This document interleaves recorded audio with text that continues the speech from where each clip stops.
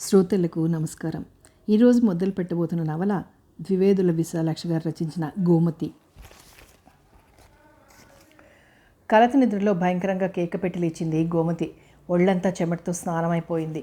గుండె దడదడలాడిపోయింది. 2 చేతులతో భయంగా కళ్ళు మూసుకుంది. ఏం గోమతి అలా కేక పెట్టావు? కలగాని వచ్చిందా? పక్కకు తిరిగి పడుకో, నిద్రకంఠంతో ఆమె భర్త అనునయంగా అన్నాడు.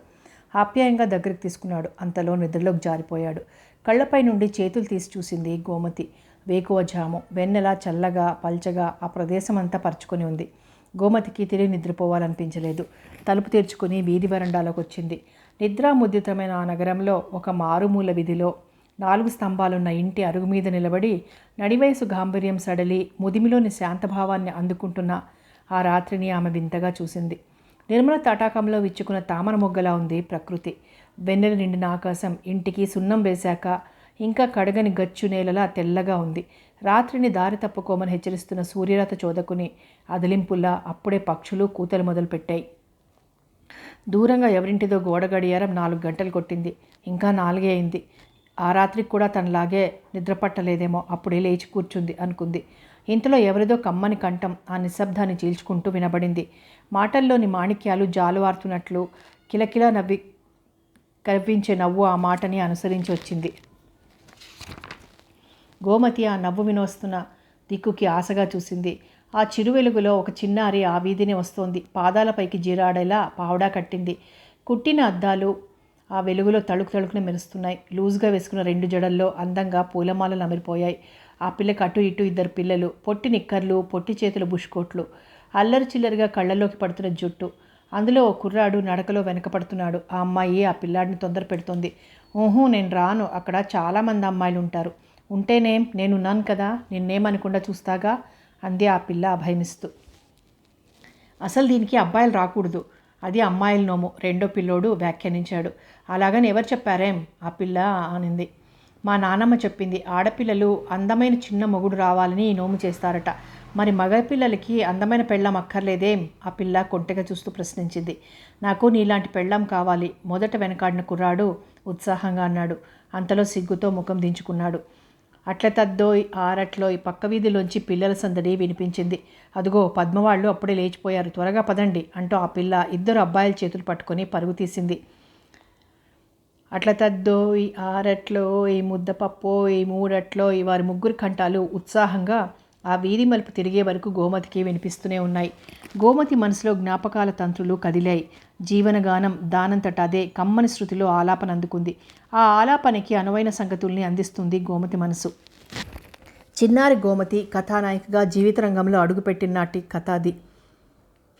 అప్పటికి గోమతి 7 ఏళ్ల పిల్ల. పరికిణి కుచ్చెళ్ళు కాళ్లల్లో పడుతుంటే పైకి ఎత్తి పట్టుకొని చిలుకలా సింగారించుకొని కిలకిలా నవ్వుతూ ఆ 4 ఏళ్ల లోగిల్లో పరుగు తీసేది. అందాలు చెందే ఆ చిన్నారిని చూస్తే ఆ ఇళ్లలో ఉన్న వాళ్ళకందరికీ ముద్దే. ముఖ్యంగా ఆడపిల్లలు లేని ఇంటి యజమానురాలు రంగమ్మకి గోమతి అంటే అభిమానం. రంగమ్మ కొడుకు గోవిందు గోమతి చిన్ననాటి చెలికాడు. గోవిందు గోమతి కన్నా 3 సంవత్సరాలు పెద్ద అయినా రూపులో కానీ తెలివితేటల్లో కానీ ఆ పెద్దతనం కనిపించేది కాదు. గోమతి అన్నమాట కల్లా అవునంటూ తల ఊపుతూ ఆ పిల్ల కనుసల్లల్లో తిరగడమే గోవిందుకి ఇష్టం. తన పెద్దరికాన్ని గోమతి ముందు చూపించుకోవాలనే కోరిక ఆ పిల్లాడికి ఎప్పుడూ కలిగేది కాదు. గోవిందు కన్నా తను చిన్న అయినా ఎంతో పెద్దదానిలా ఆ పిల్లాడికి అనుక్షణం రక్షణ కల్పిస్తూ కంటికి రెప్ప అన్నట్లు కాచుకొస్తుండేది. తోటి పిల్లలతో వారెంత పెద్దవారైనా సరే గోవిందు కోసం దెబ్బలాడడానికి వెరిచేది కాదు. రంగమ్మకి గోమతి మీద అభిమానం పెరగడానికి ఒక విధంగా అది కూడా కారణమే. అమాయకుడైన తన కొడుక్కి గోమతి అంగరక్షకురాలుగా ఉంటే మిగిలిన పిల్లల చేతుల్లో గోవిందు దెబ్బలు తినడం తప్పుతుందని ఆమె అభిప్రాయం. ఒకసారి గోవిందు చేసిన ఏదో తుంటరి పనిని తన మీద వేసుకుని క్లాస్లో మాస్టర్ చేత ఆ పిల్లాడికి బదులుగా తాను దెబ్బలు తింది గోమతి. ఇంటికి వచ్చిన తర్వాత గోవిందు తల్లితో ఆ విషయం చెప్పాడు. వాడి కోసం నువ్వెందుకు దెబ్బలు తిన్నావు? ఇదెక్కడ అనుబంధమే నా తల్లి అంటూ ఆ పిల్లని అనురాగంగా అక్కున చేర్చుకుంది రంగమ్మ. మరి మేమిద్దరం ఒక జట్టు కదత్తయ్యా, గోవిందు నా నేస్తం అంది గోమతి ఆ వివరణ చాలా అన్నట్లు చూస్తూ. రంగమ్మ గూటిలో డబ్బా తీసి 2 చేతుల్లో పిప్పర్మెంట్లు పెట్టింది. తన చేతిలోని పిప్పర్మెంట్లు లెక్కించి నావి 10 అన్నాడు గోవిందు. నావి కూడా 10. అత్తయ్య ఎప్పుడూ ఇద్దరికీ సమంగానే ఇస్తుంది అంది గోమతి. తన వాటిలోంచి 3 తీసి గోమతి చేతిలో పెట్టాడు గోవిందు. నాకెందుకు ఇస్తున్నావు? నాకు 10 ఉన్నాయి కదా అంది. మరి బడిలో నా వంతు నువ్వు దెబ్బలు తిన్నావు కదా అందుకు అన్నాడు గోవిందు. కంది నా పిల్ల చేతుల వంక జాలిగా చూస్తూ. దెబ్బల నొప్పి ఈ 3 పెప్పర్మెంట్ల వల్ల పోతుందేమిటి? గోమతి చిన్నగా నవ్వింది. ఆ రోజు క్లాస్లో అంతమంది పిల్లల ముందు గోవింద్ కోసం ఆమె పొందిన అవమానం ఆ పెప్పర్మెంట్ల వల్ల తీరేది కాదు. కానీ అంతకన్నా మిన్నగా తన కృతజ్ఞత ఎలా చూపించాలో గోవింద్కి తెలియలేదు. ఆ 3 పెప్పర్మెంట్లు తింటే నొప్పి తగ్గుతుందా? అంతకు మించి ఆ చర్యకు వెనుక దాగి ఉన్న అభిమానాన్ని గురించి ఆలోచించే శక్తి గోమతికి లేదు. రంగమ్మ ఇచ్చిన పెప్పర్మెంట్లని ఆ బుగ్గ ఈ బుగ్గ పెట్టుకొని భుజానికి పుస్తకాల సంచి తగిలించుకొని కళ్ళల్లో పడుతున్న జుట్టును పైకి తోసుకుంటూ ఇంట్లో అడుగుపెట్టింది గోమతి. ఎదురుగా వాలు కుర్చీలో తండ్రిని చూసేసరికి ఆ పిల్లకి పట్టలేని ఆనందం పొంగుకుంటూ వచ్చింది. విసురుగా వచ్చి నాన్న అంటూ మెడని కౌగిలించుకుంది. ఆప్యాయంగా కూతురు ముంగులు సవరిస్తూ, ఇంతసేపు ఎక్కడ తిరుగుతున్నావమ్మా అన్నాడు రామనాథం. రంగమ్మత్త గారి ఇంట్లో ఉన్నాను నాన్న, గోవిందు నేను చింతగింజలాడుకుంటున్నాం ఉత్సాహంగా చెప్పింది గోమతి. గోవిందు మగపిల్లాడు కదా, వాడి చేత గచ్చకాయలు చింతగింజలు ఆడిస్తే బడిలో పిల్లలు వాడిని చూసి ఉడికించరు. నేను ఆడించలేదు నాన్న, గోవిందు తనే ఆడతానంటాడు.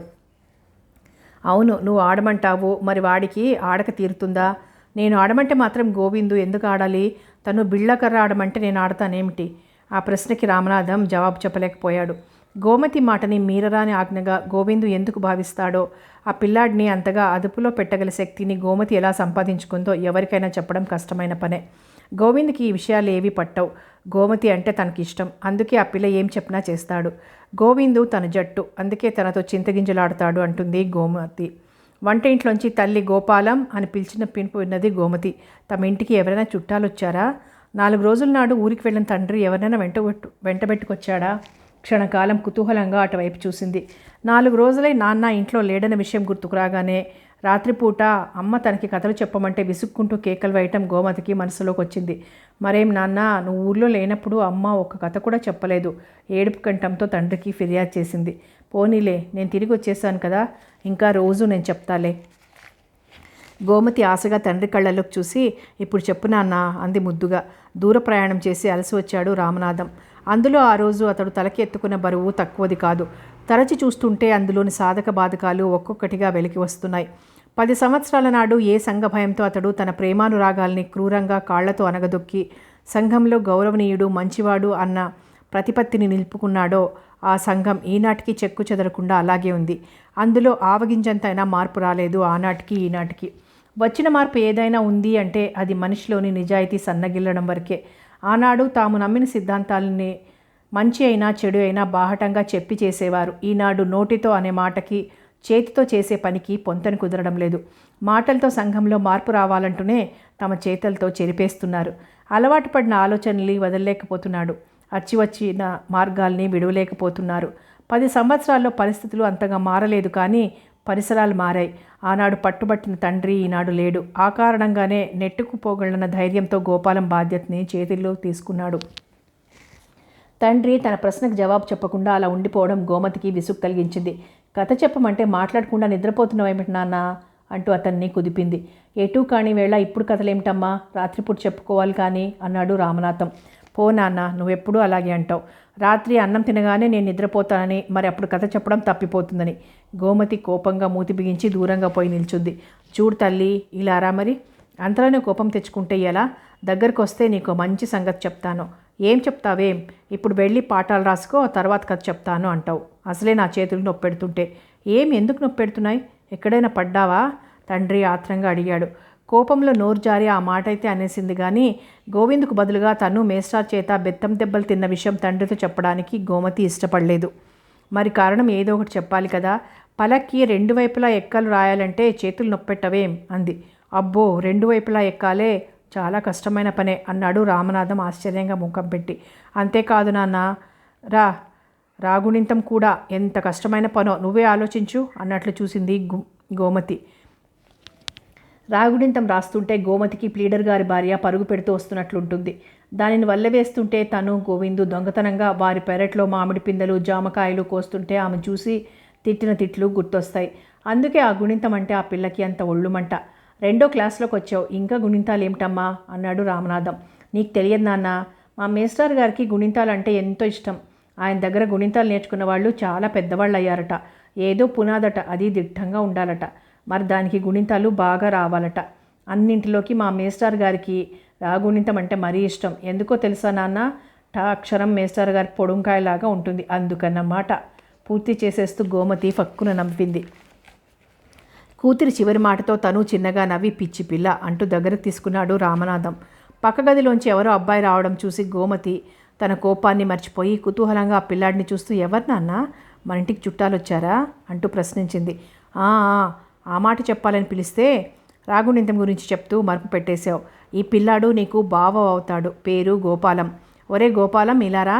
ఇదిగో మా గోమతి, మీ అత్త కూతురు. ఇంకా మీరిద్దరూ జట్టుగా ఉంటూ చక్కగా చదువుకోవాలి, తెలిసిందా? చూడు తల్లి, ఇంకా బావ మన ఇంట్లోనే ఉంటాడు. నువ్వు బావతో దెబ్బలాటలు పెట్టుకోకూడదు. బావ ఎంతో మంచివాడు. ఇద్దరూ బుద్ధిగా ఉండాలి అన్నాడు రామనాథం వారిద్దరికీ పరిచయం చేస్తూ. 10 నిమిషాల సేపు పిల్లలిద్దరూ ఒకరినొకరు పరీక్షగా చూసుకున్నారు. అంతలో ఏదో అర్థమైనట్లు చిన్నగా నవ్వుకున్నారు. నువ్వు నేను జట్టు, ఆఖరికి తేలిన సారాంశం అది. లేడిపిల్లల గోమతి చెంగున పరుగు తీసింది. తమతో ఇంకొక జట్టుదారు కలిసిన సంగతి గోవిందుతో చెప్పింది. అతి ఉత్సాహంగా ఆ పిల్లాడి రూపురేఖలు వర్ణించి చెప్పింది. ఇంకా ఎప్పుడూ మా ఇంట్లోనే ఉంటాడట. మనం ముగ్గురం కలిసి హాయిగా ఆడుకోవచ్చు అంది. గోపాలం స్నేహాన్ని గోమతి అంత ఉత్సాహంగా అందుకోలేకపోయాడు. గోమతి తన్ను ఎడబెట్టి బావతో చేరిపోతుందేమో అని భయపడ్డాడు. ఆ పిల్లాడి భయాన్ని కళ్ళలోంచి గ్రహించింది గోమతి. అభయమిస్తున్నట్లు అతడి భుజం మీద చెయ్యేసి, మనిద్దరం జట్టు గోవిందు, గోపాలాన్ని మన జట్టులో చేర్చుకుందాం ఏం అంది. మరునాడు గోమతితో పాటు గోపాలం కూడా స్కూల్కి వెళ్ళాడు. ఈ రోజుకి గోమతి క్లాస్లో కూర్చో, రేపు వచ్చి నిన్ను ఏ క్లాస్లో చేర్చుకుంటారో మేస్టార్ గారిని కనుక్కుంటాను అన్నాడు రామనాథం. గోమతి భుజానికి పుస్తకాల సంచి తగుల్చుకొని గోవిందుకు ఒక చెయ్యి, గోపాలానికి ఒక చెయ్యి అందించి టీవీగా నడుస్తూ స్కూల్లోకి వచ్చింది.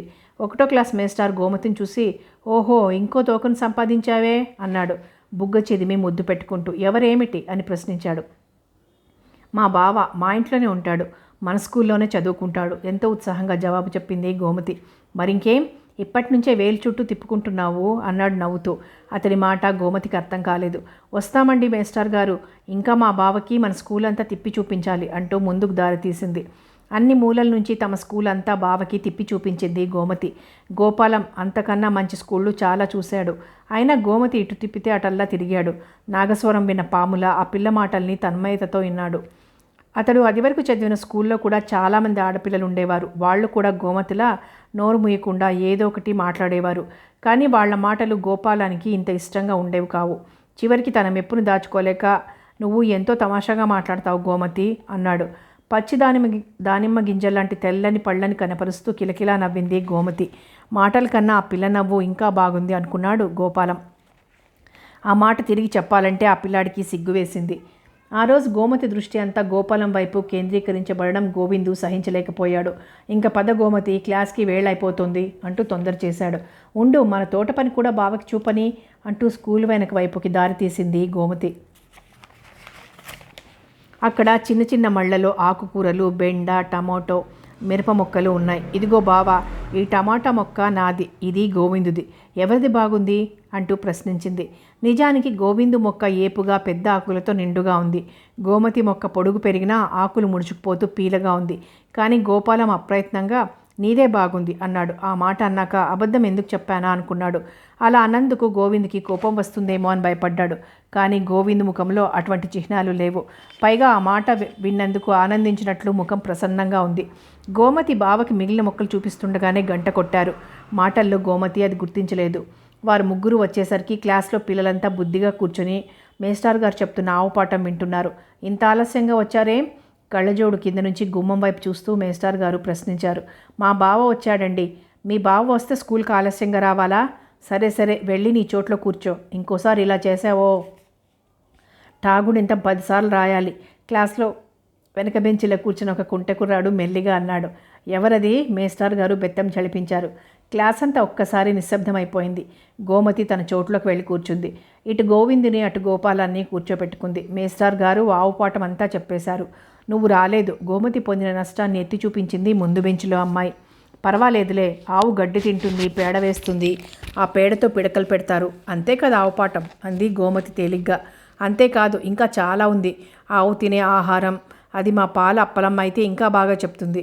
రోజు అది ఆవుకి తిండి పెడుతుంది కదూ. మేస్టార్ గారికి ఎలా తెలుస్తుంది ఆవుకి ఏది ఇష్టమో? అప్పలమ్మకైతే.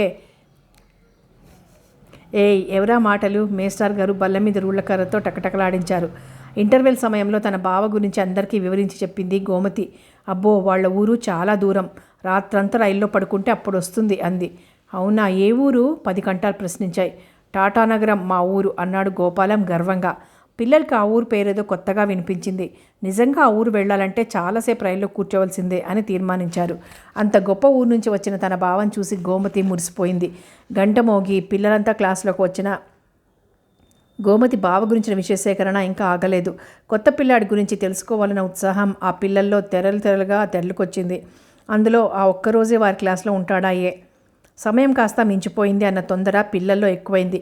గోమతి ఉత్సాహంగా గోపాలం గురించి కబుర్లు చెప్తుంటే గోవిందు దిగులు పడి కూర్చున్నాడు. ఇంకా రోజు గోమతి ఇలాగే ఉంటుందా అని భయపడ్డాడు. అసలు ఈ గోపాలం ఇక్కడికి ఎందుకు రావాలి అని కసిగా తిట్టుకున్నాడు. మేస్టార్ గారు 1-2 సార్లు హెచ్చరించినా గోమతి ఉత్సాహం అణగలేదు. గోపాలం గురించి తెలిసినవి తెలియనివి సమపాళ్లలో గుచ్చి మాటల తోరణాలు కడుతోంది. మేస్టార్ గారి కోపం గట్టిపడింది. అంతకు రెట్టింపు గట్టిగా ఒక పొడుం పట్టు బిగించి, ఏ గోమతి ఏమిటా వాగుడు, చెప్తుంటే నీ కాదు అంటూ హుంకరించారు. లేచి పలక తీసి టాగునిందం రాసి 25 సార్లు దిద్దు అంటూ గద్దించాడు. ఉరుకులు పరుగులుగా ప్రవహిస్తున్న గోమతి ఉత్సాహానికి టాగునింతం అడ్డుకట్టలా పడింది. ఆఖరి గంట ఇక ఏం నిమిషాలైనా కొట్టేస్తారు. అప్పటికే ఆట స్థలంలో పిల్లల అలికిడి మొదలైంది. అప్పుడు టాగునింతం రాసి 25 సార్లు దిద్దాలంటే ఎలా? మాస్టర్ గారు మాట్లాడనండి అంది గోమతి బెదురుతూ. అదేం కుదరదు, దిద్దు అంటే దిద్దవలసిందే, స్కూల్ విడిచినా సరే. 25 సార్లు దిద్దందే నిన్ను ఇంటికి పోనిచ్చేది లేదు. నేను ఇప్పుడే వస్తాను, బుద్ధిగా రాసి దిద్దు అంటూ మేస్టార్ గారు ఖాళీ అయిపోయిన పొడుంకాయ పట్టుకొని పక్క గదిలో మేస్టార్ దగ్గరికి అప్పుకి బయలుదేరారు. మేస్టార్ అటు వెళ్ళగానే పిల్లలందరూ ఆటలకి పరుగు తీశారు. టాగుణింతం రాసి అతి కష్టం మీద 4 సార్లు దిద్దింది గోమతి. వెదవగుణింతం, నేను దిద్దను అంటూ కోపంగా పలక విసిరికొట్టింది. మరి మేస్టార్ గారు కోప్పడరా అన్నాడు గోవిందు. కోప్పడితే కోప్పడిని, నేను దిద్దను నిశ్చలంగా అంది గోమతి. అలా మేస్టార్ గారిని ఎదిరిస్తే చదువే రాదట అన్నాడు గోపాలం. పాపం, నువ్వు దిద్దు తెలుస్తుంది. వెదవ టాగుణింతం అక్షరాలు మా పక్కింటి ప్లీడర్ గారి పెళ్ళాం పరుగు పెడుతున్నట్లు ఇంతింత పొట్టలతో ఉంటాయి అంది గోమతి కోపంగా. అంతలో గోవిందుకి ఒక మంచి ఆలోచన వచ్చింది. గోమతి, ఆ పలకతే అంటూ ఉత్సాహంగా అందుకున్నాడు. పలక పుల్ల అరగదీస్తూ అక్షరాల్ని బండగా చేశాడు. ఇప్పుడు చెప్పు మేస్టార్ గారికి ఎలా తెలుస్తుంది? 25 సార్లు దిద్దేనని చెప్పేయి అన్నాడు. గోమతి ఉత్సాహంగా భలే భలే అంటూ సంతోషంగా గోవిందు చేతులు పట్టుకొని ఊపేసింది. చూసావా మా గోవింద్ ఎంత మంచివాడో, ఎంత తెలివైనవాడో అన్నట్లు గోపాలం వైపు చూసింది. గోపాలం ఏదో అనబోయే లోపనే మేస్టార్ గారు తిరిగి వచ్చారు. ఏ గోమతి, గుణింతం దిద్దటం మానేసి మాట్లాడుతూ కూర్చున్నావా అంటూ అదిలించారు. దిద్దేశాను మాస్టర్ గారు, గోమతి ధైర్యంగా జవాబు చెప్పింది. అబద్ధం, అప్పుడే 25 సార్లు ఎలా దిద్దేశావు? అబద్ధం కాదండి, కావలిస్తే అక్షరాలు చూడండి ఎంత బండగా ఉన్నాయో. గబగబా దిద్దేశాను ఉత్సాహంగా జవాబు చెప్పింది గోమతి. గోమతి చేతిలోని పలక వైపు కళ్ళజోడు కింద నుంచి నమ్మలేనట్టు చూశాడు మాస్టారు. అది కాదు మాస్టర్ గారు. గోవిందు గోమతి కలిసి గోపాలం లేచి నిలబడి ఏదో చెప్పబోయాడు. చెప్పావంటే చూడేం చేస్తాను అన్నట్టు గోపాలం వంక చురచురా చూసింది గోమతి. గోవిందు గోమతి కలిసి ఏం చేశారు? మాస్టర్ గారు గోపాలని ప్రశ్నించారు. అంతలో గణగణ గంట మోగింది. అఘోరించండి, మీరెలా తగలడితే నాకేం, కాస్త పునాది దిట్టం ఉంటుంది కదా అని నేను చూస్తుంటే చేతికర్ర ఊపుకుంటూ వెళ్ళిపోయారు మాస్టర్ గారు. అప్పటి వరకు ఊపిరి బిగబట్టి ముఖం ఎర్రగా చేసుకుని నిలబడ్డ గోమతి మేస్టారు కనుమరుగు కాగానే గోపాలం వీపు వంచి 4 గుద్దులు గుద్దింది. అటువంటి పని గోమతి చేస్తుందని ఊహించిన గోపాలం క్షణకాలం వరకు ఏం జరిగిందో అర్థం కానట్లు చూస్తుండిపోయాడు. అంతలో తేరుకొని, నన్నెందుకు కొట్టావు అన్నాడు కోపంగా. మరి మేస్టార్ గారితో అలా ఎందుకు చెప్తున్నావు? మీరిద్దరూ కలిసి తప్పు పని చేశారు కాబట్టి. మరి మేస్టార్ గారు మాత్రం అలా మాటి మాటికి టాగుణింతం రాయమని వచ్చినేం? 25 సార్లు దిద్దాలంటే చెయ్యి ఎంత నొప్పెడుతుందో తెలుసా? అయితే ఆ మాట మేస్టర్ గారితో చెప్పాలి. మరేం ఆశ, చెప్తే వింటారేమిటి? వినకపోతే బుద్ధిగా రాయాలి. అందుకే నువ్వు మరి 2 గుద్దులు తినాలి. గోమతి మరి 2 తగిలించి పరుగు తీసింది. గోమతి, నన్ను కొట్టావని మావయ్యతో చెప్తాలే అన్నాడు గోపాలం ఏడుపు గొంతుకుతో. చెప్పుకో చెవి కోసుకో, మామిడాకిస్తాను మందేసుకో అంటూ గోమతి వెనుతిరుగు చూడకుండా వెళ్ళిపోయింది. ఆమె వెనుకనే గోవిందు ఉత్సాహంగా పరుగందుకున్నాడు. పుస్తకాల సంచి గదిలోకి గిరాటేసి, బావ రాలేదుటే అని తల్లి ప్రశ్నిస్తున్నా వినిపించుకోకుండా రంగమ్మ గారింటికి పరుగు తీసింది గోమతి. గోమతి ఆటలాడి తిరిగి వచ్చేసరికి కనుచీకటి పడింది. గోపాలం అత్తయ్య దగ్గర పీట మీద కూర్చొని ఏవేవో కబుర్లు చెప్తున్నాడు. గోమతి అక్కడికి రావడం చూసి విసురుగా లేచి వెళ్ళిపోయాడు. అవును, కానీ గోమతి, కొత్త ఊరు కదా, బావనొక్కడినే అలా వదిలి వచ్చేస్తావా? వాడు సందులు గొందులు తిరిగి ఎలాగో చేరాడు అంటూ తల్లి మందలించింది. తను కొట్టిన విషయం గోపాలం తల్లితో చెప్పలేదని గోమతి తెలుసుకుంది. మరేమో బావ ఎంత పిలిచినా రాలేదమ్మా, ఆలస్యమైతే నువ్వు కోప్పడతావని నేను వచ్చేశాను. ఈరోజు ఎన్నో పాఠాలు చదువుకోవాలి కూడా అంది గోమతి. ఎంత నంగనాచివే, వచ్చిందే తడవుగా పిలుస్తున్నా పలక్కుండా ఆటలకి పరుగు తీసి ఇప్పటికి కంటపడ్డావు. ఆలస్యమైతే నేను కోప్పడతానని బావను వదిలొచ్చావా? కూతురి మాటలు నేర్పుకి మురిసిపోయింది తల్లి సావిత్రి. తండ్రి వచ్చేసరికి బుద్ధిగా పుస్తకాలు ముందేసుకొని కూర్చుంది గోమతి. అబ్బో, ఈరోజు ఏమిటే విడ్డూరం, గోమతి ఇంత దీక్షగా చదివేస్తోంది అన్నాడు రామనాథం. సావిత్రి నవ్వుతూ అసలు సంగతి చెప్పింది. ఇంతకీ గోపాలాన్ని ఒంటరిగా వదిలి గోమతి ఎందుకు వచ్చేసిందంటావు? భార్య అందించిన నీళ్లతో కాళ్ళు కడుక్కుంటూ ప్రశ్నించాడు రామనాథం. పెద్ద కారణం ఏముంటుంది, ఏదో దానికి పోట్లాడుకొని ఉంటారు అంది సావిత్రి. రాత్రి భోజనాల సమయంలో అసలు విషయం బయటపడింది. సావిత్రి భోజనానికి రమ్మని పిలిస్తే తలగడలో తలదూచుకొని పడుకున్న గోపాలం, నాకు ఆకలిగా లేదు, నేను భోజనం చెయ్యను అన్నాడు. అదేమిట్రా, ఎందుకు ఆకలిగా లేదు? సాయంకాలం తిన్న పిడికెడు అటుకులకే, లేక ఒంట్లో సరిగ్గా లేదా? సావిత్రి మంచం మీద కూర్చుంటూ నుదురు ముట్టుకొని చూసింది. గోపాలం కన్నీరు బుగ్గల మీదుగా జారుతున్నది. ఏడుస్తున్నావా గోపాలం, ఎందుకు అంది ఆ పిల్లాడి కన్నీటిని కొనగోటితో తుడుస్తూ. పాపం, తల్లి తలుపుకి వచ్చిందేమో. ఎవరు ఎంత ఆదరంగా చూసినా తల్లిపాట అవుతుందా? అందులో మునిపెన్నడు వచ్చిపోయే అలవాటు కూడా లేదు. వచ్చినప్పటి నుంచి అదుపులో ఉంచుకుంటున్న దిగులు దుఃఖం ఇప్పటికీ తెంచుకొని ఉంటాయి అనుకుంది సావిత్రి. తప్పు నాయనా, అలా ఏడవకూడదు. నువ్వు ఇలా ఏడుస్తుంటే అమ్మకి కష్టంగా ఉంటుంది. నువ్వు సరదాగా నవ్వుతుంటే అమ్మ సంతోషిస్తుంది. లేచి ముఖం కడుక్కో. మావయ్య ఉన్నారు, నేనున్నాను. నీకేది కావలసిన అడిగి పుచ్చుకోవాలి, కానీ ఇలా ఏడవచ్చా అంటూ ఆప్యాయంగా ఓదార్చింది.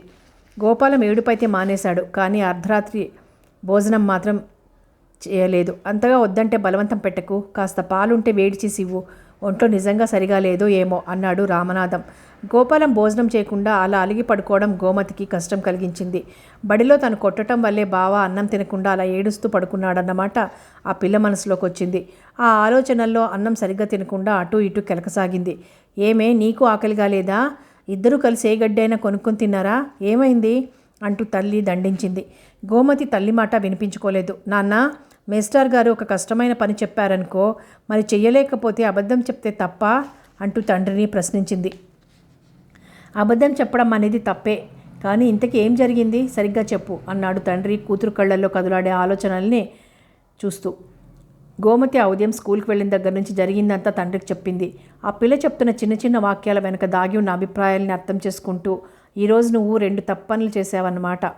ఒకటి మేస్టార్ గారితో అబద్ధం చెప్పడం, రెండోది అది తప్పు అని చెప్పిన బావని కొట్టడం అన్నాడు రామనాథం.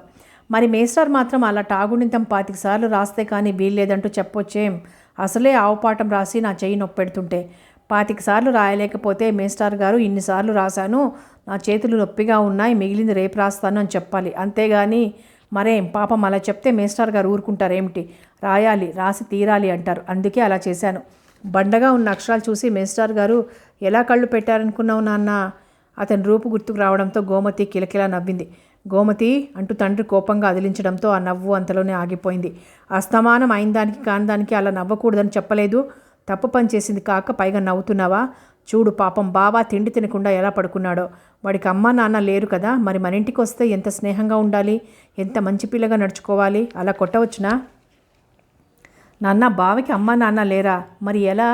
అమ్మా నాన్న లేకుంటే ఎలా? భోజనం పూర్తి చేసి వాలు కుర్చీలో కూర్చుని విశ్రాంతి తీసుకుంటున్న తండ్రిని ప్రశ్నించింది గోమతి.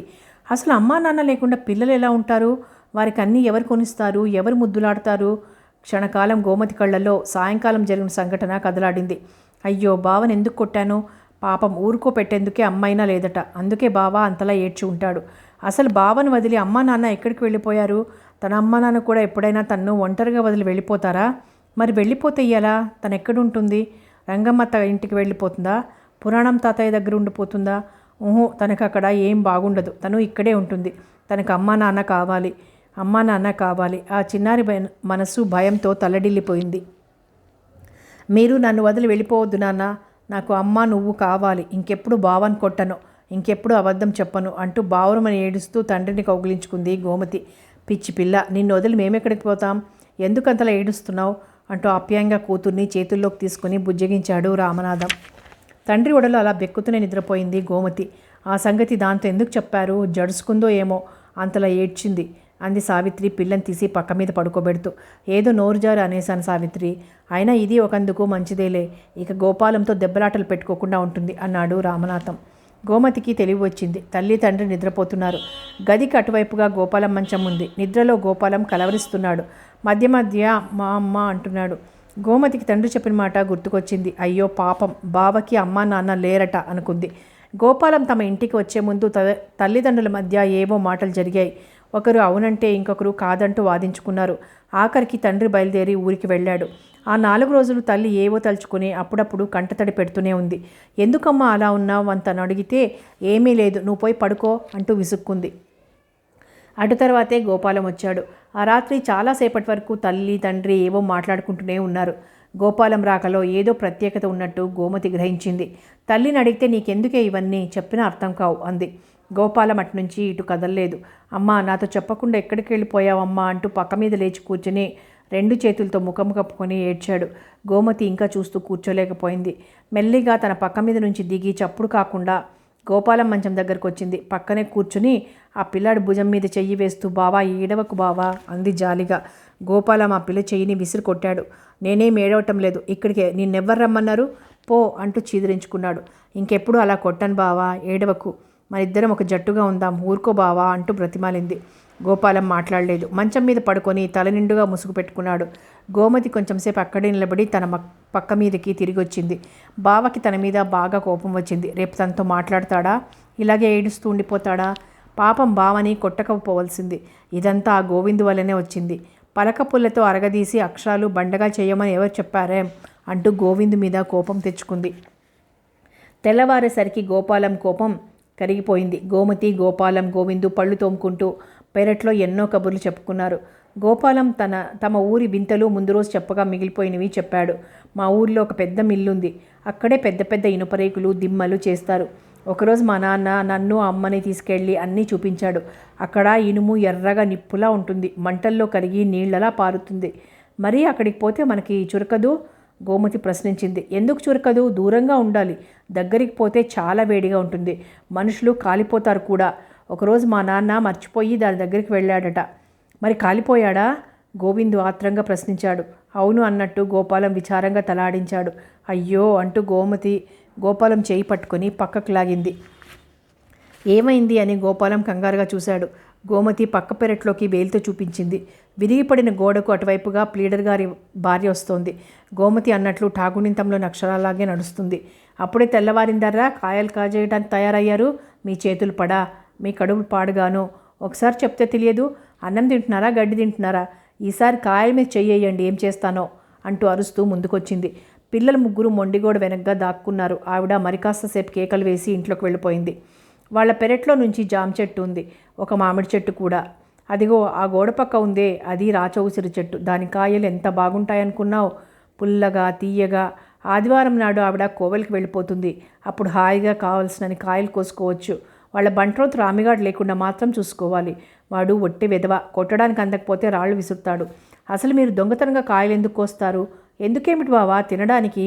పచ్చిమామిడికాయ ముక్కల్లో ఉప్పు కారం వేసుకుని తింటే ఎంత బాగుంటుందనుకున్నావు? అడిగితే ఆ ప్లీడర్ గారు పెళ్ళం ఒక్క కాయ కూడా పెట్టదు. మరి అందుకే గోమతి నేను కలిసి రాముడు లేకుండా చూసి అలా చేయడం తప్పు. కావాలంటే మామిడికాయలు బజార్లో కొనుక్కోవాలి కానీ. భలే భలే బావా, వాళ్ళ ఇంట్లో చిన్నపిల్లలు లేరు కదా, మరి ఆ కాయలన్నీ ఆవిడేం చేసుకుంటుంది బావా? ఒకసారి ఏమైందనుకున్నావు, ప్లీడర్ గారి భార్య వచ్చి మేము వాళ్ళ పెరట్లో కాయలు కోస్తున్నామని అమ్మతో చెప్పింది. అమ్మ వాళ్ళ కాయలు ముట్టుకుంటే చేతులు విరక్కొడతానంది. మరేం చేస్తాం, మానేశాం. అప్పుడేమైందో తెలుసా? పోల్చుకో చూద్దామన్నట్టు ముఖం పెట్టి గోపాలం కళ్ళలోకి చూసింది గోమతి. ఏమైంది? ఏదో ఆశ్చర్యకరమైన సంగతి జరిగి ఉంటుందని ఊహించి చెప్పు గోమతి అన్నాడు గోపాలం ఆత్రంగా. చెట్టుని జామకాయలన్నీ అలాగే పండిపోయాయి. పాపం ఆ ప్లీడర్ గారి భార్య ఏం చేస్తుంది చెప్పు? ఇన్ని కాయలు కోసి రాముడి చేతికిచ్చి మీ గోమతికి పెట్టండి, మీ గోవిందుకు పెట్టండి అంటూ మాకే పంపించింది. మేము జాంపళ్ళు తిని ఇంకా చాలా మొక్కలు వస్తాయని గింజలు వాళ్ళ పెరట్లోకి విసిరేసాం, మామిడికాయ టెంకలు కూడా. గోమతి తన కథనం ముగించకుండానే సావిత్రి అటువైపు వచ్చింది. మీరు మళ్ళీ ఇక్కడికి సిద్ధమయ్యారా? ఆవిడ రోజు అలా తిడుతున్నా మీకు సిగ్గులేదు అంటూ కసిరింది. చూడు గోపాలం, నువ్వు బంగారు తండ్రివి, వీళ్ళు వాళ్ళ పెరట్లో కాయలు కోయకుండా చూడు నాయనా అంటూ గోపాలానికి పెద్దరికం అందించింది. మంచివాడివి అన్న బిరుదు అందుకుంటూ అలాగే అత్త అన్నాడు గోపాలం. ఆదివారం నాడు ప్లీడర్ గారి పెరట్లో కాయలు కోయకపోతే ఇంకెలా గడపాలో గోవింద్కి తెలియలేదు. పోనీ ఠాణా కచేరీలకు పోయి పువ్వులు కోసుకుందాం అంది గోమతి. గోవిందు ఆ ఆలోచన బాగుంది అంటూ తల ఊపాడు. అలా మన బడివైపు తిరిగి వద్దాం రా బావా అంటూ గోమతి దారి తీసింది. ముగ్గురు రోడ్డు దుమ్మంతా ఒంటి మీదకి చిమ్ముకుంటూ పరుగులు తీశారు. బడికి అటుపక్కగా చిన్న చెరువు ఉంది. ఒడ్డున కూర్చుని ఆ చెరువులో చేపల్ని చూస్తూ కాస్తసేపు కాలక్షేపం చేశారు. రోడ్డు మరమ్మత్తు కోసం పోసిన కంకర్రాళ్ళని సాధ్యమైనన్ని చెరువులోకి సరఫరా చేశారు. చేతికి అంటుకున్న తారుముద్దలు తీసి గచ్చకాయలను తీసి ఉండలు చేశారు. వాటిని భద్రంగా తీసుకుపోయి ఠాణా కచేరీ గేటు గడియ మీద పెట్టారు. ఈ రోజు అయితే ఎండలేదు, కానీ రేపు ఇదంతా కరిగి గడియకి అంటుకుంటుంది. ఆ పెంటయ్య తలుపులు వేస్తుంటే వాడి చేతి నిండా అంటుకుంటుంది. వెదవకి అంతే కావాలి, లేకపోతే మేము సంపెంగ పువ్వులు కోసుకుంటే వాడికి ఏం పోయింది? మళ్ళీ అన్నీ వాడిపోయి నేల మీద పడిపోతూనే ఉంటాయి కదా. ముళ్ళకంచితో వెంట తరిమాడు వెదవ. ఈరోజు భయం లేదులే, ఆదివారం కదూ, ఆఫీసు ఉండదు. గేటుకు తాళం వేసి లోపలెక్కడో నిద్రపోతుంటాడు. మనం ఆ పక్క తోపుడు గేట్లోంచి వెళ్ళి కోసుకురావచ్చు అంది గోమతి. నువ్వు అన్నీ ఇలాంటి పనులు ఎందుకు చేస్తావు గోమతి?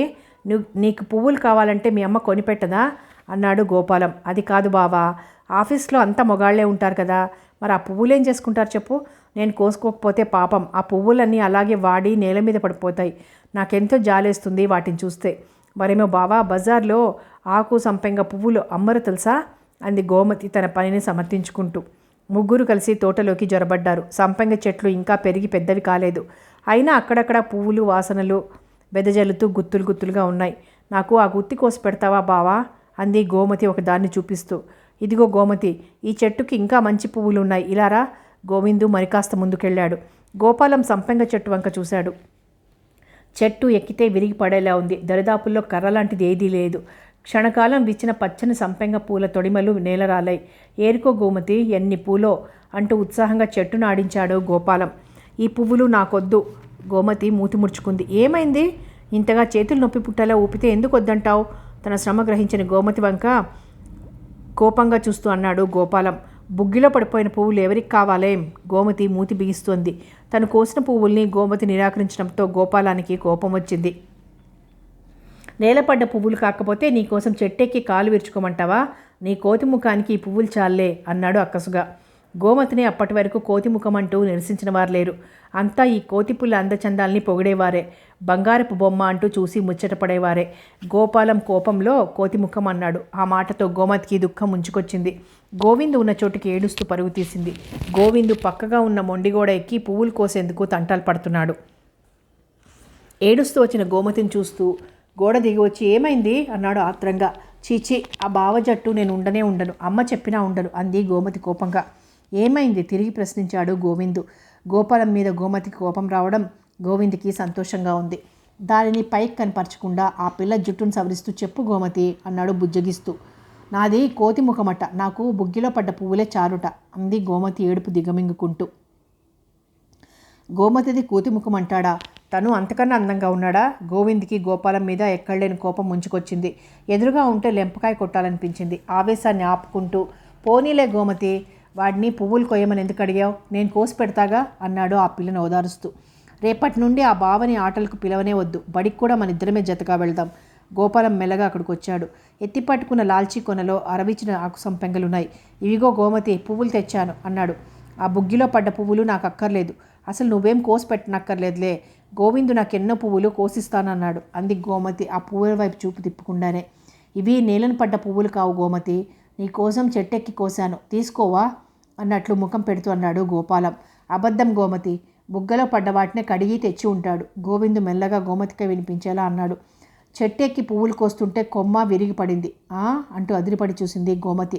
ఇదిగో కావాలంటే చూడు, ఈ కాలంతా ఎలా చెక్కుకుపోయిందో, రక్తం కూడా వస్తోంది. గోమతి గోవిందు చెయ్యి వదిలి ఒక్కసారిగా గోపాలం దగ్గరికి పరుగు తీసింది. అమ్మో, ఎంత దెబ్బ తగిలిందో, నొప్పెడుతోందా బావా అంది బాధతో.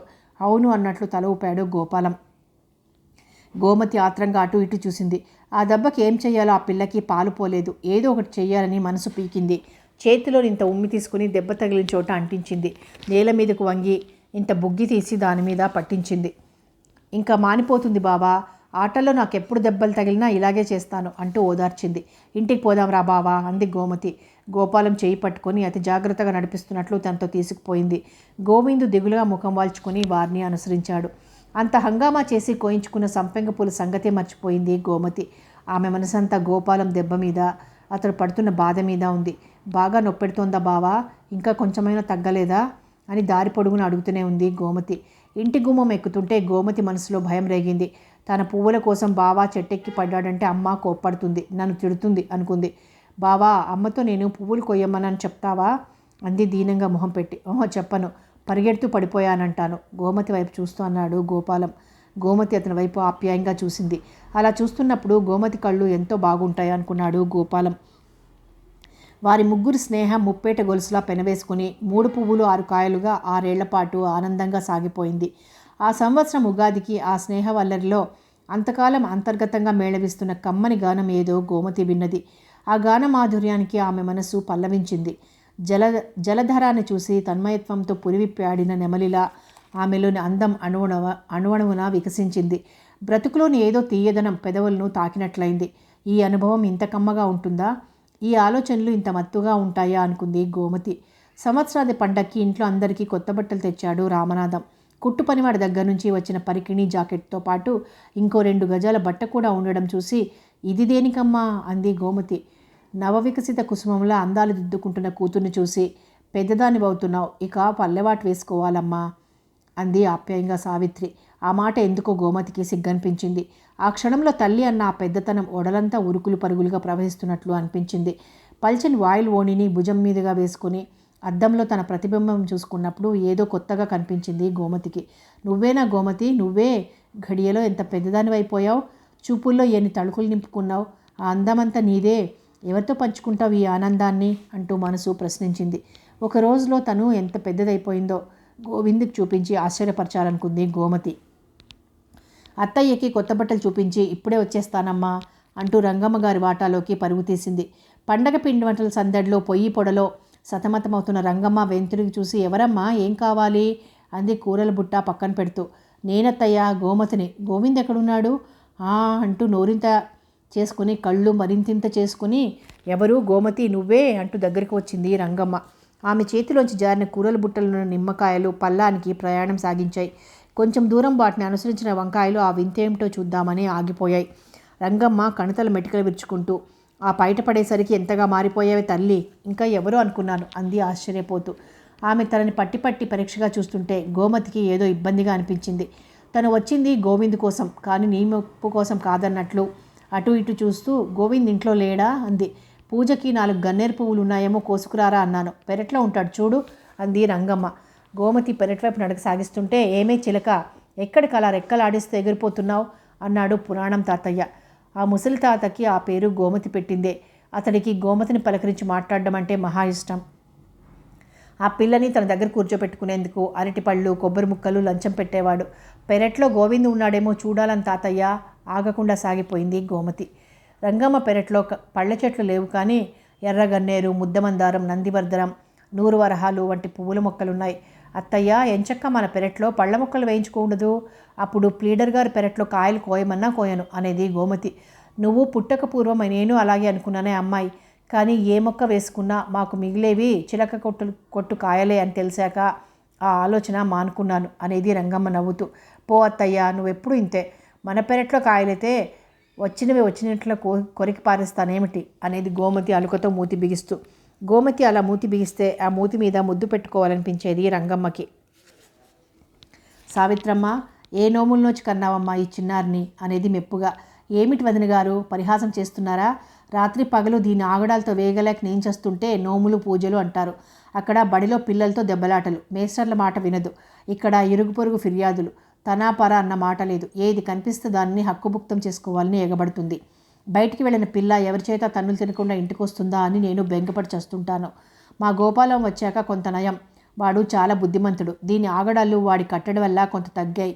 ఇంతకీ ఎవరి పోలికొచ్చిందో ఏమో, మా పెద్ద పిల్లలు ఇద్దరూ ఇలా చేయరు అనేది సావిత్రి. వాళ్ళకి గోమతికి సాటేమిటి మసిబొగ్గుల్లో, మాట పూర్తి చేయకుండానే ఆపు చేసేది రంగమ్మ.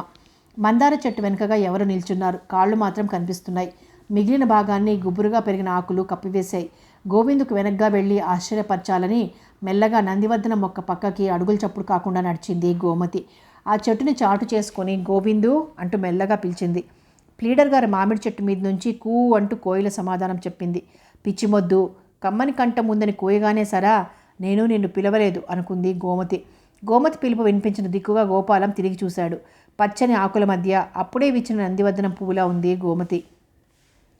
గోమతి అన్నాడు గోపాలం ముందుకొస్తూ. నువ్వా, ఇక్కడేం చేస్తున్నావు అంది గోమతి కొమ్మలు తప్పించుకుంటూ.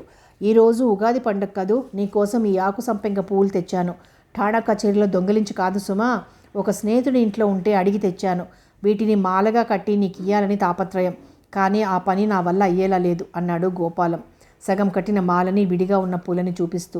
చేతిలోని పూల మించి దృష్టి తిప్పి ఎదురుగా వచ్చి నిలిచిన గోమతిని పరీక్షగా చూశాడు గోపాలం. పూలు అతడి చేతిలోంచి జారి నేల మీద పడిపోయాయి. అతి చురుగ్గా ఆలోచనలు అందించే మెదడులోని మరల స్థానాలు తప్పిపోయాయి. సజీవ చిత్రంలో నిలిచిపోయాడు గోపాలం. ఆశ్చర్యంతో కూడిన ఆ చూపులకి గోమతి తట్టుకోలేకపోయింది.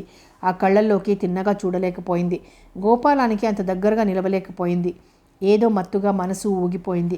త్వరగా వెళ్ళిపోకపోతే తల తిరిగి తూలిపడతానేమో అనుకుంది. ఈరోజు పండగ కదూ బావా, నాన్న అందరికీ కొత్త బట్టలు కొన్నాడు. నీ బట్టలు బాగున్నాయి కదూ అంది తడబడుతూ ఏదో మాట్లాడాలన్న తలంపుతో. ఈ బట్టలు నువ్వు ఎంత అందంగా ఉన్నావు గోమతి. ఈరోజు నీ అందంతో నా కళ్ళు చీకట్లు కమ్మాయి. నా చిలిపి మరదలు గోమతేనా నా ఎదుట ఉన్నది అనే అనుమానం కూడా కలిగింది. గోమతి, అందమైన ఆడపిల్లలు ఎంత అదృష్టవంతులు. ఎదుటివారికి ఎంత ఆనందాన్ని పంచి ఇవ్వగలరు. ఈరోజు ఉగాది గోమతి. ఈరోజులాగే ఈ సంవత్సరం పొడుగునా నా కళ్ళ ముందు నువ్వు. బావా, ఈ మాటలు ఏ పుస్తకంలోవి? ఎంతో అమాయకంగా ముఖం పెట్టి అడిగింది గోమతి. నయనానందకరమైన ఈ రూపంతో, మనసుని వలవేసిలాగే ఆ చూపులతో గోమతి మాటని, ఉత్సాహాన్ని మాటల్లోకి మార్చి చెప్పుకుపోతున్నాడు. చూడు బావా, ఈ మధ్య కథల పుస్తకాలు ఎక్కువగా చదవడం చేత కాస్త పైత్యించినట్లుంది. ఉసిరిపప్పు ముద్ద నెత్తిమీద పెట్టుకొని స్నానం చేయి. ఈ తిక్క నిమిషంలో కుదిరిపోతుంది అంది గోమతి నవ్వుతూ. నీ రూపు మారినా మాట మారలేదు గోమతి. ఇంకా నాకు అనుమానం లేదు, నువ్వు నా చిన్నారి మరదలు గోమతివే అన్నాడు గోపాలం. అయితే మరి సందేహం ఎందుకు? ఆ పువ్వులు అందుకో. పండగ పూట తలలో పువ్వులు లేకుంటే ఏం బాగుంటుంది? కానీ అవి బుగ్గిలో పడిపోయాయి గోమతి. పర్వాలేదు బావా, పైకి అంటిన బుగ్గి ఉదేస్తే ఈ క్షణంలో పోతుంది. పువ్వుని ఆవరించుకుని ఉన్న సుగంధం రోజంతా ఉంటుంది. నిజంగానే ఈ రోజుతో నువ్వు పెద్దదానివి అయిపోయావు. ఆ రోజు ఠాణా కచేరీలో పువ్వుల మాట గుర్తుకు తెచ్చుకొని ఈ మాట అంటున్నావు కదూ బావా. ఆ విధంగా చూస్తే నువ్వు మాత్రం పెద్దవాడివి కాలేదా? ఆ రోజు నాది కోతి ముఖం అన్నావు. ఈరోజు అందులో ఏదో అందాలు ఆనందాలు చూస్తున్నానంటున్నావు.